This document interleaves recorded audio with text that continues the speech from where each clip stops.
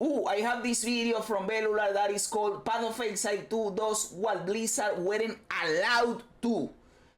And this title caught my attention because this is not the typically, yes, Path of Exile 2 good before bad. But he's probably going to talk about the why this is like this. Because apparently Blizzard isn't allowed to be good as Path of Exile 2. I don't know. That is what this title makes me think. So I want to see what he has to say about all of this, brother. Because you guys know that I am not default hater. I want for default to be good too. So let's see. Today we've got to talk about one of the biggest launches of the year, of course, Path of Exile 2, and how it's doing what Diablo 4 did not. And I bring that up as an angle not to bash Blizzard. By the way, have you guys seen... We are over 2 weeks on the release of Path of Exile 2. Have you guys seen the player numbers, the player retention? There is no fucking game that after 2 weeks has this player retention. Basically, everybody that installed the game and played it on the first day are still playing the game, which is insane, dude.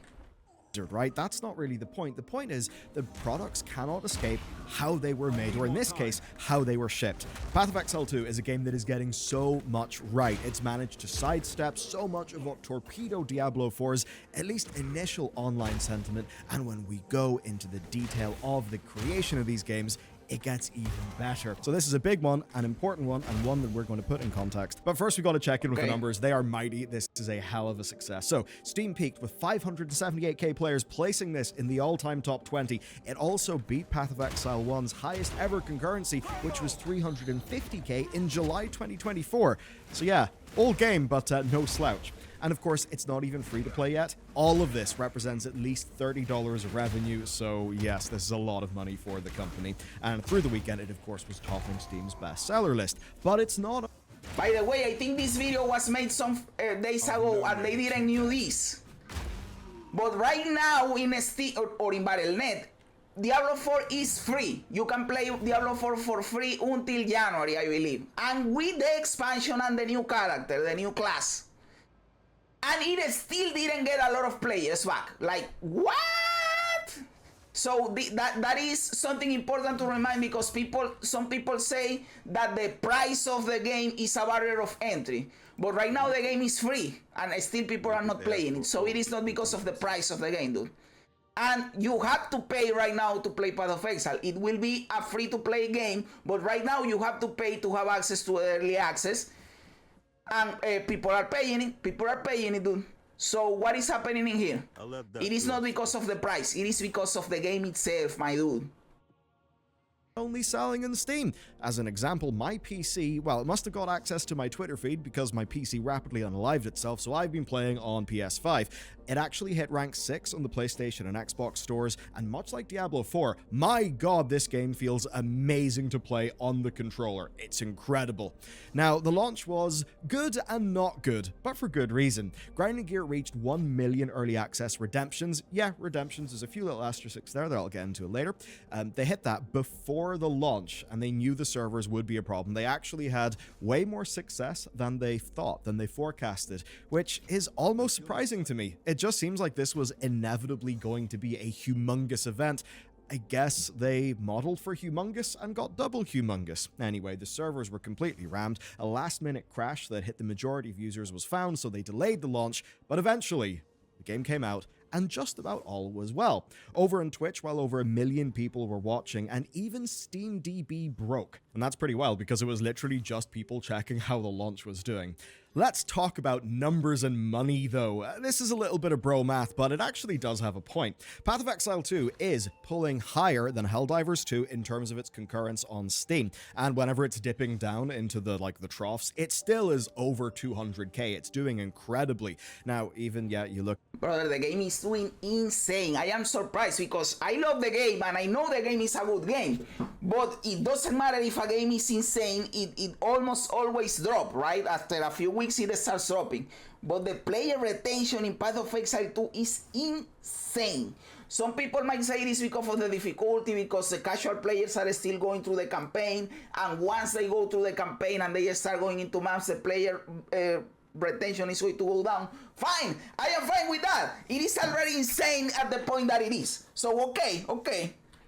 At Helldivers 2's launch. It's got its strange server problems that make the chart look really quite funny, but the point is, both are selling extremely well and there are similar launch spikes. Now, Path of Exile 2 beat Helldivers 2 to the 1 million mark because it hit 1 million access codes redeemed before launch. Helldivers 2 took 3 days to hit 1 million sales. 6 weeks post-launch, Bloomberg reported 8 million Helldivers 2 sales, and by 12 weeks, we got a number of 12 million Helldivers 2 sales, with about 60% being on PC. Now, I don't think Path of Exile 2 will overall hit as broadly as Helldivers did, but I actually do bring it up for really for a reason here, for a point. Helldivers 2 was a surprise. That's why it was such a viral, like, word-of-mouth hit.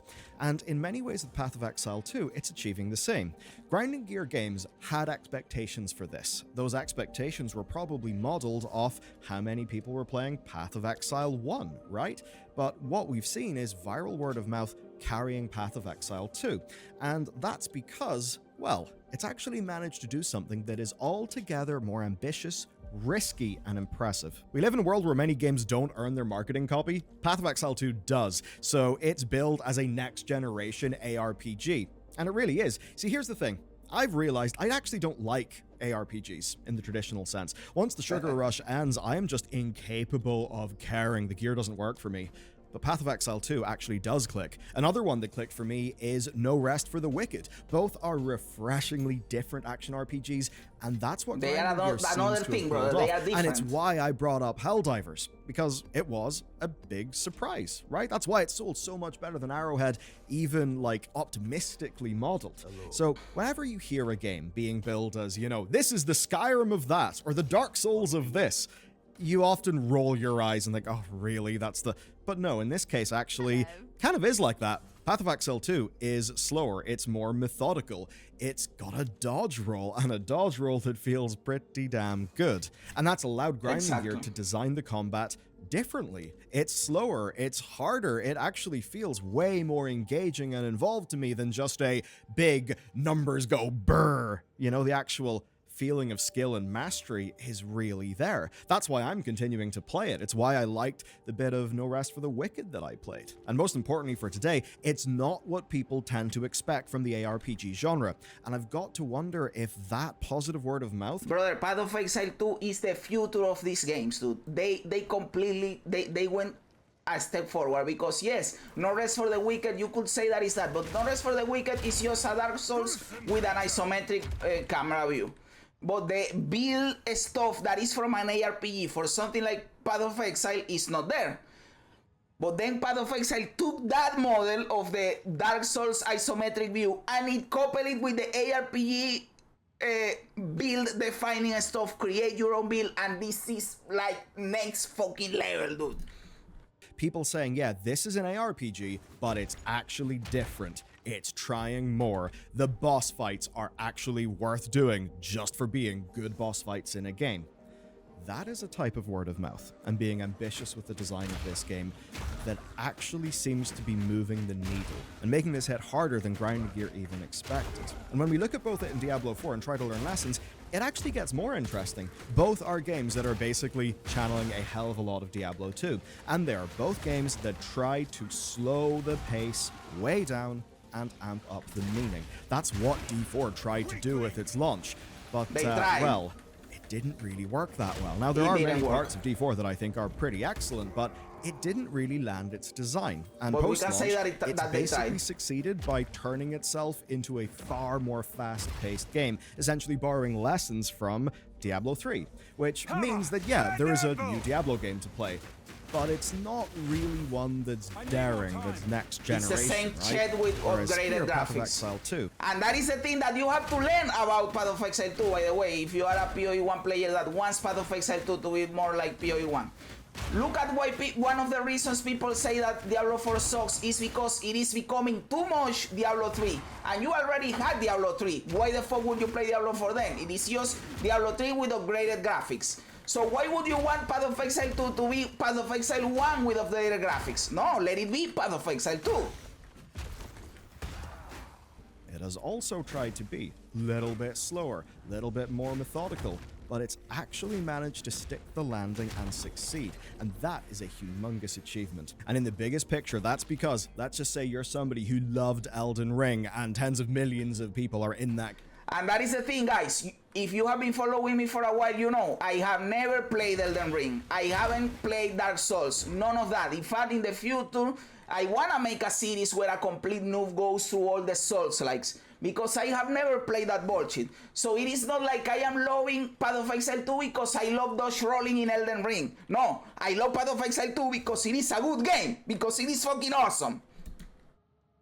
Category. Well, Diablo 4 would have very little to offer you. They do not play any way similar. Path of Exile 2 can credibly target that market and get non-ARPG grinders in. And that means that this could truly expand the genre. I don't want to shock you, but expectations sort of do matter. And while expectations for this were high, it was also well built to handle things not being perfect. Diablo 4 launched at a big full premium price, with, of course, a premium early access on top of that. And that meant that players were rightly scathing whenever things just did not feel that well thought out. Here we do, though, is overtly an early access game, right? That's the whole point. And the core of it kind of just goes like this. The world is rich. Big Diablo 2 vibes. It's immersive. It's dense. The gameplay is absolutely outstanding. The bosses are refreshingly outstanding for the genre, unlike, say, Diablo 4, where a lot of people were kind of disappointed by that. And then, of course, there's Path of Exile's home turf, buildcraft. Frankly, it terrifies me. It's nearly limitless, but it's that in a way that's all about the player, freedom and expression. Just looking at clips, looking at GIFs on Twitter, the amount of cool shit that people are building is genuinely kind of inspiring. However, it does share one thing with Diablo 4, and that is not a lot of praise for loot.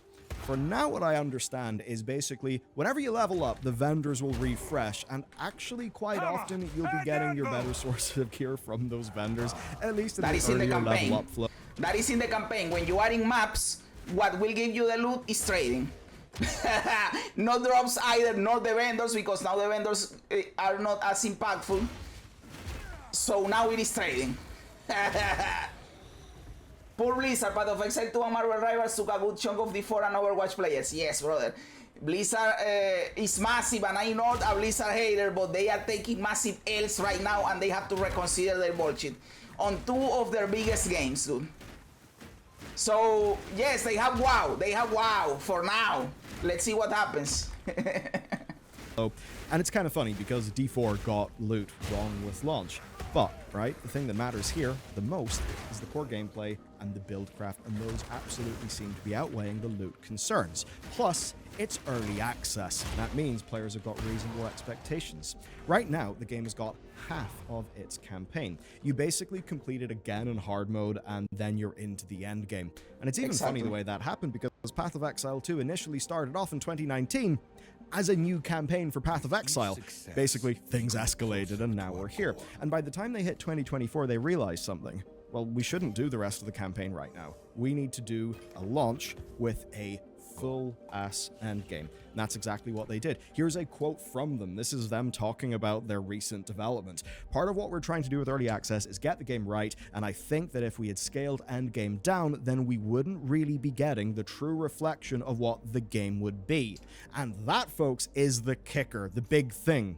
Diablo 4 did not have any of that, and I again do not say this to bash Blizzard developers. Seriously, I don't. Most people are good and want to do good, and as developers, they would have killed for a launch like Path of Exile 2, one that had reasonably set expectations, that wasn't asking for so much money even though core parts of the game were kind of ill thought out, one that's basically designed to make the game over time as best as it can be for their players with their players. And even sticking within ARPGs, we have another success story from this year in Last Epoch. It did just that. But for the biggest picture, we need to look at another game that's similar in a way, and that's Baldur's Gate 3. Obviously, totally different games, but it released with just a fraction of its content in early access, and that gave Larian the finances, feedback, and the time that they needed to make what is easily one of the world's best ever role-playing games. And why? I haven't played it, but yes, brother, that game... Like, I have seen clips of the game, and it has that is an RPG, brother. Like, you can do whatever you want. It is awesome, dude. Well, because that was slowly made with their community over time. And that is exactly what Grinding Gear have set themselves up to do here. Of course, like Larian, their one thing, the literal mission of the company is ARPGs. And that gets me to the real point. Larian and Grinding Gear had experience and control. What did Blizzard Entertainment have? They had scale, chaos, pressure, and misery. So whenever I say that you should care about... And the thing is, it shouldn't be like that. Blizzard has everything they need to succeed. They have the money, the resources, the people, the history, the IP with Diablo. They have the best fucking IP. Like, you have everything you need to succeed. Why are you not succeeding? It is stupid. And yes, it might be a conflict, like maybe the developers are capable, but they are being hamstringed by the executives, or maybe the executives want the game to be good and the developers are failing. Maybe both of them are failing. I don't know what is happening, but it doesn't make any sense because they have, again, everything they need to succeed. They have the team, they have the money, they have the IP, they have the company, they have the influence, they have the reach, they have Battle.net, they have everything. You have everything you need to succeed. There is no excuse why a smaller company with far less resources can make a game that is so much superior, but because it is not that, oh, it is a little bit better. No, it is better in every single conceivable way, even in a scale. Like, how can they make more content? It is not only that the content is better, it is more content. Why a change in Diablo 4 or a new feature takes months to get here? Brother, you have people in-house that can make that shit in 2 days. What is happening? To me, it is baffling, and that's why I wanted to watch this video to see if he has an answer. We are like 80% into the video and he hasn't given me an answer, but let's see. About how your games are made, this is why. Because we want them to actually be good. Diablo 4 is a really strange project. It started off as an over-the-shoulder action game, then it was rebooted, and then all spare resources were poured into finishing the damn thing. All, of course, to hit its big release target. And from the CEO's vantage point, it of course worked. D4 was an astounding success, one of the games of all time, the fastest-selling Blizzard game in history. 12 million players within 2 months. And of those millions, how many purchased the far more expensive Early Access Edition? Probably quite a few. I mean, within 6 days, it generated $666 million of revenue, and that, folks, is stonks. Leaks suggest $1 billion in revenue by September 2024, with $150 million coming from microtransactions up to that point. Yet, through a lot of that time span, the players were not happy. Even though those amazing numbers were there, the game was clearly not ready. Core systems did not stand to reason. Their foundational gameplay hypothesis of an open world full of objectives that you would basically re-clear every season was almost immediately proven to be wrong and boring. Basically it was saying, would you like the structure of an Ubisoft game and every season you can clear the map again? No, obviously that was never going to work. Fundamental aspects of itemization were broken. Now, credit where it's due. The Diablo 4 team have actually busted their asses to fix as many parts of that game as they could. But the point is, they could have delayed that game, and we could have got a Diablo 4 that was substantially better, and that dodged so many of those player concerns. But we didn't get that. Again, $666 million of revenue in 6 days. They obviously needed to ship it when they were going to ship it, and with a scale like that, the dev team are not the people who are making the calls. They're not calling the shots. This game, Path of Exile 2, is early. And that is why this is I believe it was my brother Hawk who came with this theory, that this is the reason why they hired Rod Ferguson. Because Rod Ferguson has a history in games before Diablo 4 to he comes to the thing and he takes the game fast to a point when they can release it. Even if the game is not entirely complete, but it is acceptable enough to release it.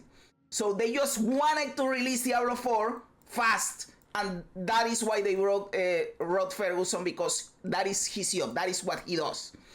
I don't know if this is true, this is just a theory, of course, but it makes sense. When you see that like 2 or 3 games before Diablo 4, he did the same thing, it makes sense. It makes a lot of sense, dude. The guy who created Fallout said he could make fixes in 45 minutes, but the employees said they needed 2 months to do it. When he asked why, they gave him bullshit responses. Is basically what he said. I can understand that, you know, as an employee, like you have like a KPI, right? And the KPI is, I don't know, depending on what you do. Let's say you have to do a task in 5 minutes. You could probably do it in 2 minutes. but you would want them to give you 10 minutes, and you say that the 5 minutes they give you are too much, like, oh, 5 minutes is it is too little, I need more time. But you could probably do it in 2, but you don't want to do it in 2 because then you have to work more. So I understand that, like, you are the developer and you say, you know that, oh, this will take me a day, but I will say it takes me a week because now I have to work less. I understand it, brother. You know how it is. You know how it is. Access. Right now, it costs under half the price of D4's base edition. And on top of that, many longtime Path of Exile players got it for free. And the way that worked is pretty neat. If you've ever purchased a top edition supporter pack, or if you've spent over the lifetime of your account $480, you get access to it. This matters. That is actually goodwill. That is money from some other players of the deepest pockets that they just sort of said, nah, we'll just give it to you. Keep on playing Path of Exile. They've also ensured that they're not, like, killing PoE 1. PoE 1 was amazingly supported for years and years and years and years, building up goodwill. Meanwhile, with Blizzard, what happened? Well, Diablo 3 Reaper of Souls was, you know, kind of killed in the grave. They sort of abandoned expansions when they actually could have got lots of success there. The point isn't that one team is perfect and the other one makes nothing but mistakes. No, in both cases, you've got developers who will make mistakes and will want to learn from their launch. With Diablo 4, it is a humongously staffed behemoth that is rigid, hard to move, and is not under that team's explicit control. With Path of Exile, they've overtly planned for open development. Now sure, the network team may have needed some crisis meetings, and yeah, we're seeing totally busted combos being nerfed, but nothing close to the, oh dear, our foundational design hypothesis that we basically didn't beta test at all, appears to be wrong and the players are not happy. Which is what would have happened inside Blizzard, and must have stung. And that's the power of designing for early access. And you have to also think about what happens after, because it is not only before the release, it's also after the release.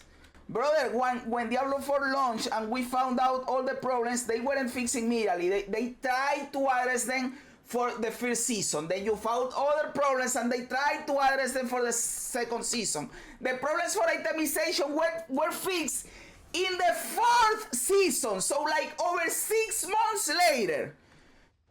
GGG, the first day that this bullshit came out and people said, oh, there is too little loot, the sons are too big or whatever, the dodge roll, you get trapped.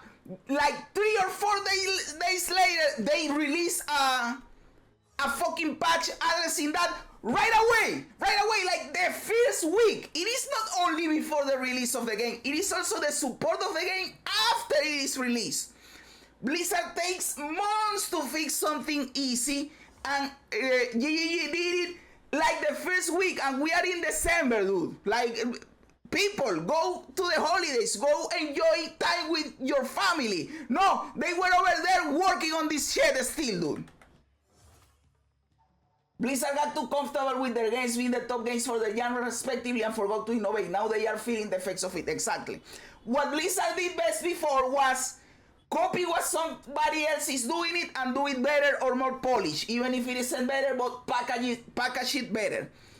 They have the opportunity to do that right here. You are seeing what Last Epoch is doing. You are seeing what Path of Exile 2 is doing. Copy shit from them and put it into Diablo 4. Simpler, adapt it to your game, to your casual audience, but copy it. Nobody cares. Just copy that shit, brother.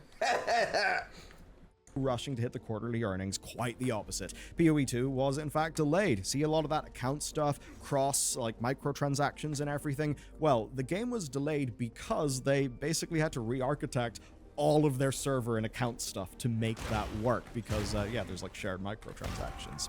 And the games are going to be running concurrently as well. Grinding Gear know the PoE 2 is different in a way that some people will not like. That actually means that PoE 2 has a reason to exist, unlike a certain other sequel from a certain other company that's probably in both of our minds right now. But that's not the final point. We're going to have to talk about scale, because the numbers here, I don't want to say they're shocking, but my god, do they prove a point. If you go onto LinkedIn right now, you will see that Grinding Gear Games have got between 51 and 200 employees. Quickly Googling around, I've seen it being reported as like 140, 150, and I'm sure there will be more people in the credits, like outsourcing and stuff. But that's a fraction of the Diablo team. In fact, right, I have it from sources as of last year that Diablo was the single largest game team at Blizzard Entertainment.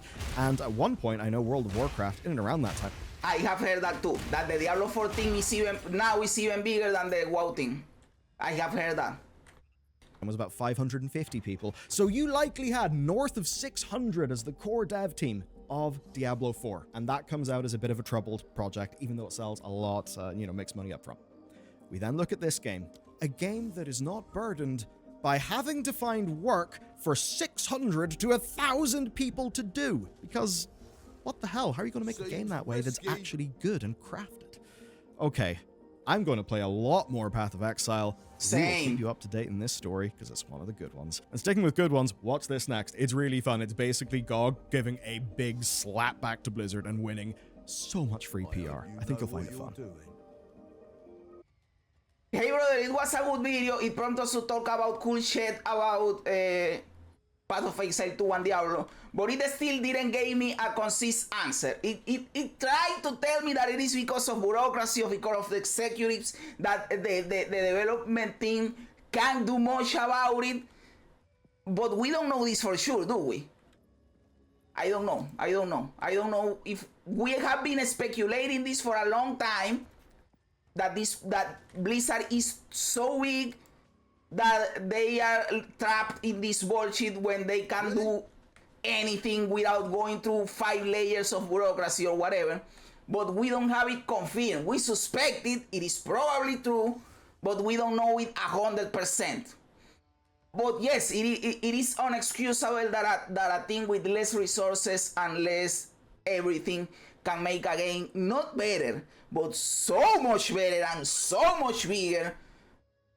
It is insane. So we have like a little bit of an answer, but I am not satisfied entirely with the answer. I would want to know more about what is happening in the Diablo 4 team or in Blizzard to know why exactly this is happening. Maybe it is not only one thing, but a multitude of things that get out in one big thing. They combine. But well, whatever, dude, whatever. It was a cool little video.